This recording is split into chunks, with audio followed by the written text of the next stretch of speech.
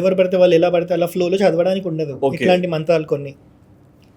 So ఈ గాయత్రి మంత్రం మీరు గూగుల్లో కొట్టినా కూడా చెప్పేది ఏంటి అని అంటే, గాయత్రి మంత్రం ఏ ఉచ్చారణలో చెప్తే ఆ ఉచ్చారణలో మనం చెప్పగలిగితే 1 సెకండ్కి 1,00,000 సౌండ్ వేవ్స్ క్రియేట్ అవుతాయంట.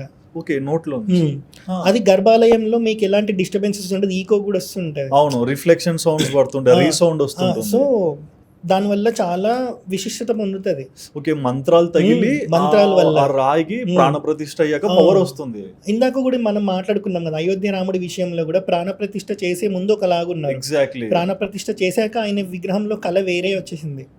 సో మంత్రాలకి ఆ పవర్ అనేది ఉంటుంది. ఈవెన్ మనమైనా ఇంట్లో కూర్చొని గురుపదేశం ఒక మంత్రం ఇచ్చారన్న ఇది చదవమని, చదువుతుంటే మీరు బాడీలో చేంజెస్, మీరు ఆ హీట్ అనేది ప్రొడ్యూస్ అవుతుంది. ఓకే, అది మీరు గమనించవచ్చు, అంటే మంత్రం పనిచేస్తుంది అని.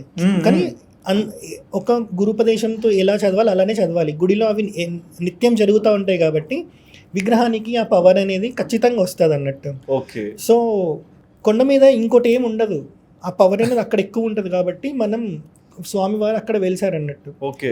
సో మనం అక్కడికి వెళ్తే మళ్ళీ వైబ్ వేరేలా ఉంటుంది. నేల మీద ఉన్న గుడిలని దర్శనం చేసుకున్నప్పుడు వైబ్ వేరే ఉంటుంది, కొండ మీదకి ఎక్కినప్పుడు వైబ్ వేరే ఉంటుంది.